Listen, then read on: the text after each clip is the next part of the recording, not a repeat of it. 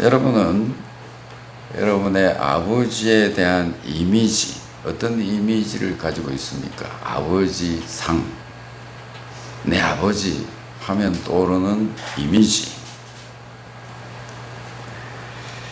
이 아버지 이미지라는 것은 시간에 따라서 많이 변합니다.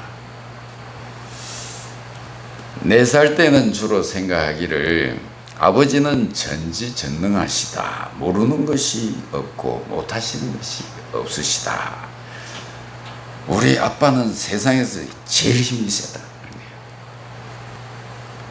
그러다가 12살이 되면 우리 아버지는 아는 게 별로 없어. 14살이 되면 우리 아빠는 생각하는 것이 모두 구식이야. 그러다가 이제 21살이 되면은 아버지는 영 골동품이야. 그래 생각한답니다. 25살이 되면은 이제 생각이 좀 달라진대요. 제법 아는 것이 많은 것 같다. 30살이 되면 좀 많이 달라져. 그래서 내가 결정할 이 문제를 놓고 아버지하고 의논을 해봐야 되겠다. 아버지 의견을 들어봐야 되겠다. 그렇게 생각합니다. 그러다가 이제 50세가 되면은 우리 아버지는 참 훌륭했구나. 참 좋은 분이셨구나. 그러다가 이제 60이 넘기 시작하면은 난 아버지보다 못하구만. 정말 아버지는 훌륭하고 대단한 분이시구나. 이렇게 생각합니다. 여러분은 아버지 하면 어떤 이미지를 떠올리십니까? 여러분이 믿거나 말거나 우리는 한 아버지 밑에서 자랍니다. 아버지 이미지에서 공의를 배우고 질서를 배우고 선을 배웁니다. 그리고 어머니 이미지에서 사랑을 배우고 은혜를 배우고 자비를 배웁니다.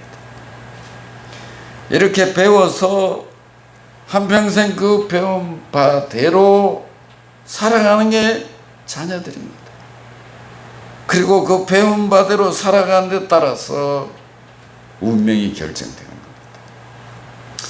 예수님께서 하나님을 소개하는데 하나님을 아버지로 소개하는데 어떤 분으로 소개하고 있느냐? 하나님은 이러이러한 분이시다. 탕자의 아버지를 보라. 그렇게 말씀하고 있습니다. 이 탕자의 비유에서 아버지는 어떤 아버지로 그려져 있는가? 참 훌륭한 아버지죠. 아주 좋은 아버지입니다. 보세요. 이 둘째 아들이 재산을 내놓으라는 거 아닙니까? 근데 아버지가 이해가 안 돼요. 왜 자기가 받을 유산을 미리 달라고 하니까 왜 재산을 줍니까? 돈을 달라고 하니까 돈을 주었잖아요. 돈을 주니까 집을 나갔잖아요. 안 주었으면은 집을 못 나갔을 거 아니에요. 왜 유산을 미리 나누어 주었을까요? 그렇습니다. 그 아들이 돈을 내놓으라고 얼마나 못되게 굴었으면, 얼마나 때를 썼으면 얼마나 졸라댔어요. 성경은 기록하고 있지는 않지만 우리는 추측을 해보면 충분히 알 수 있습니다. 아버지는 더 이상 견딜 수가 없어서 그래서 결심합니다. 내가 죽은 다음에 주나 살아있을 때 주나 그때 주나 지금 주나 마찬가지다. 줘버리자. 그래서 아버지는 세상 떠나기 전에 그 천하의 못된 자식한테 유산을 나눠줍니다. 그리고 내보냅니다. 그때 아버지 마음이 어땠을까요?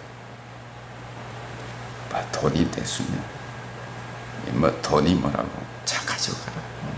이 돈 다 없애도 좋으니까 제발 착한 아들이 되어 돌아와서 나를 아버지라고 불렀다고.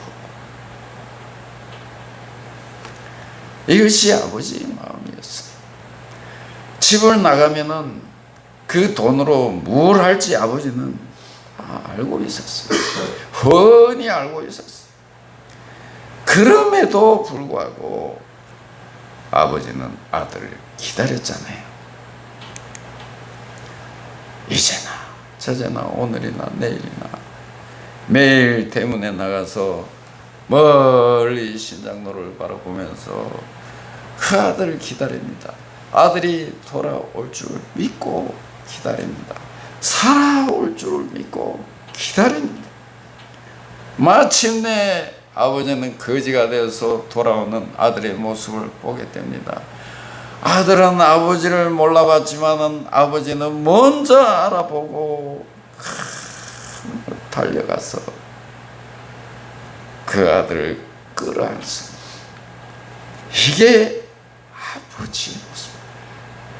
예수님께서 하나님이 어떤 분이신 줄 아느냐?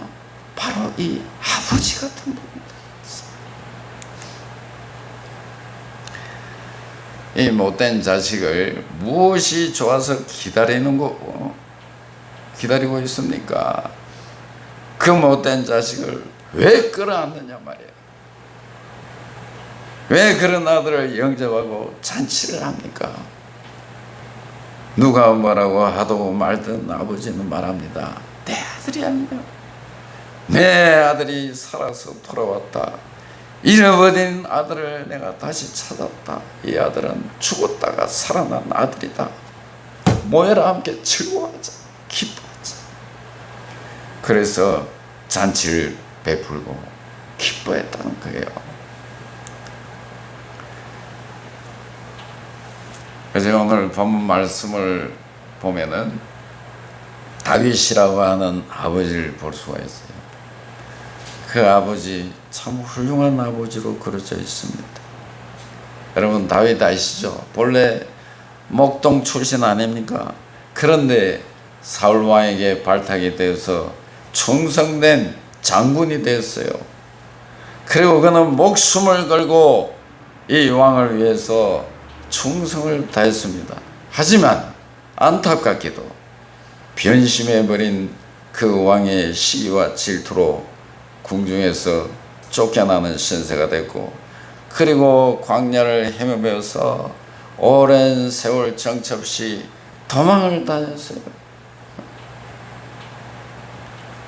그러던 그가 하나님의 특별한 은혜로 때가 되어서 사울을 이어서 유대 나라의 왕이 됐어요. 그런데 오늘 본문에 보면 그 아들 압살롬이 아버지를 배반하고 반란을 일으킵니다. 압살롬은 다윗의 셋째 아들이에요. 형 둘은 이미 죽었어. 실질상으로는 그는 첫째 아들이 됐어요. 그 압살롬은 성경에 보면 아주 외모가 출중했어. 그 아주 머릿결이 많고 길어가지고 아주 매력적으로 보였습니다. 모두가 칭찬하고 똑똑하고 잘난 아들이었어요. 온 백성이 추앙하는 인기 있는 아들이었습니다. 이제 그 아들은 가만히 기다리기만 하면 아버지의 후계자가 되는 겁니다. 왕이 되는 거예요. 그런데 무엇이 바쁘고 초조해가지고 아버지를 배반하는 겁니까?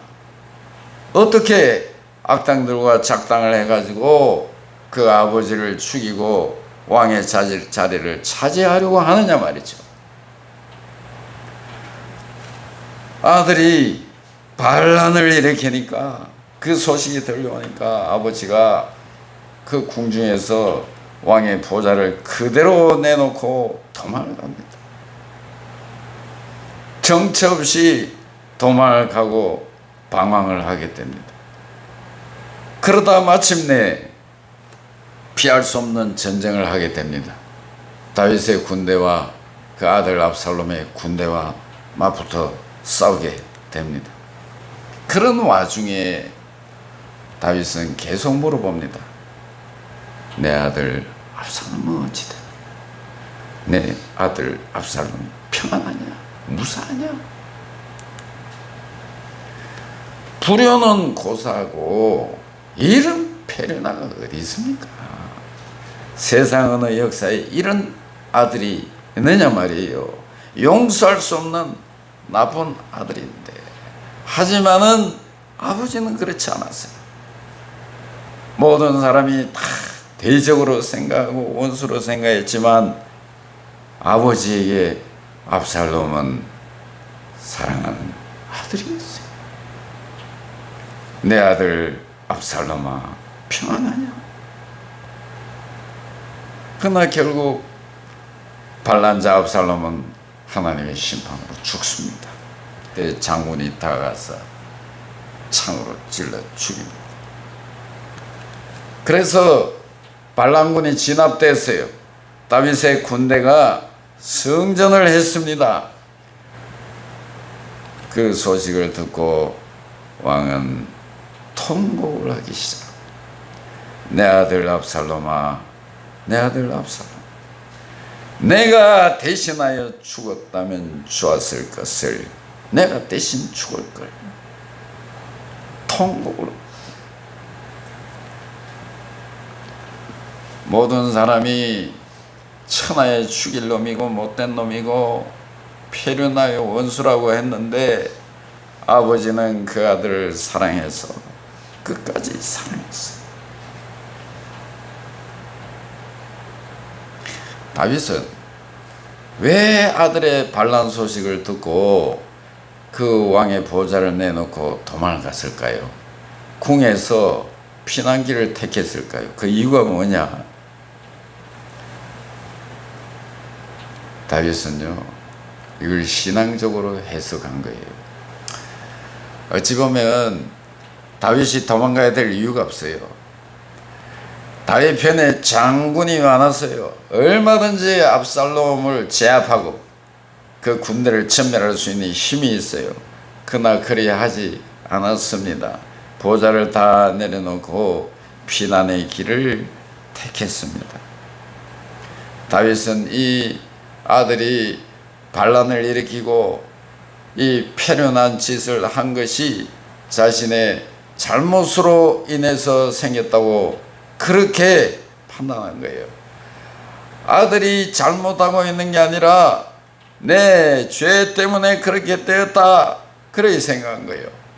내가 아버지로서 이 어린 아들에게 잘못된 것을 보여주었기 때문에, 내가 좋지 못한 본을 보여주었기 때문에, 그 결과로 이 같은 일이 일어났기 때문에 나는 아들을 나무랄 수가 없다. 생각해 보니 아들도 피해자다, 이런 생각을 한 거예요.